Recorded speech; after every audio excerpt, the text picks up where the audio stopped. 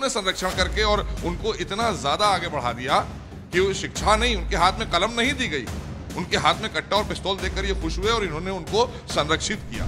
Government क्या कर रही है, पुलिस को इख्तियारात, मतलब ये जो वो कहते हैं वो है, और पुलिस अपनी मर्जी से न कोई हिफाजत करती है न कुछ करती है, बल्कि पैसे कमा रही है पुलिस भी।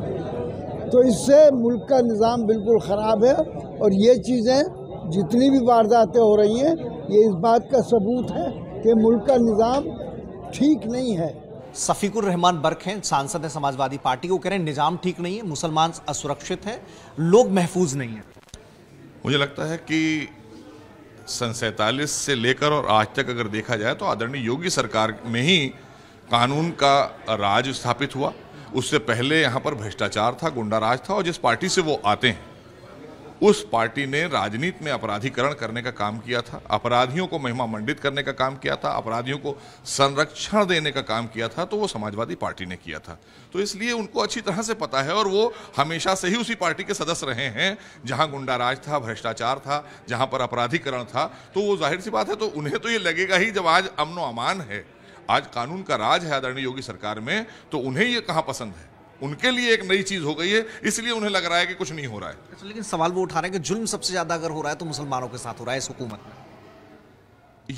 ये बात जो उन्होंने कही कि जुल्म जो हो रहा है सबसे ज्यादा मुसलमानों पर हो रहा है, कहां हो रहा है ये तो पता कर लें।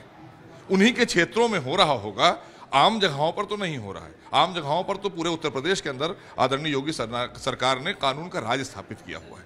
और जहां तक अगर बात की जाए मुस्लिम समाज के, हमारे अनपढ़ समाज जो बेचारे पढ़ने लिखने नहीं दिए गए, तो समाजवादी पार्टी ने किया, उनको शिक्षित नहीं होने दिया। सन 47 में जब देश की सरकार बनी तो पहला शिक्षा मंत्री मुस्लिम था और सारे मुसलमानों को शिक्षा से बाहर करने का काम किसने किया? इन्हीं जैसे नेताओं ने किया है। जो समाजवादी पार्टी के आज सांसद बने हुए वो बातें कर रहे हैं, और अपराधी बनाने का काम भी अगर किसी ने किया है मुसलमानों को, तो मैं दावे के साथ आपके चैनल से कहता हूं समाजवादी पार्टी ने किया।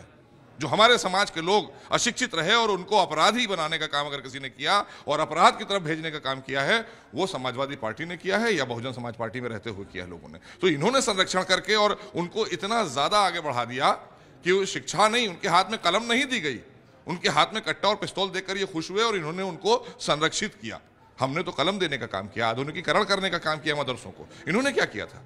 इन्होंने तो जमीन के कब्जों में उनको आगे बढ़ाया, इन्होंने लूटपाट के लिए उनको आगे बढ़ाने का काम किया। तो ये पूछें, अपने नेताओं से पूछें ना, समाजवादी पार्टी के मुखिया से पूछें कि आखिर उससे पहले और जब जिस सरकार में ये माननीय मुलायम सिंह यादव जी के साथ में थे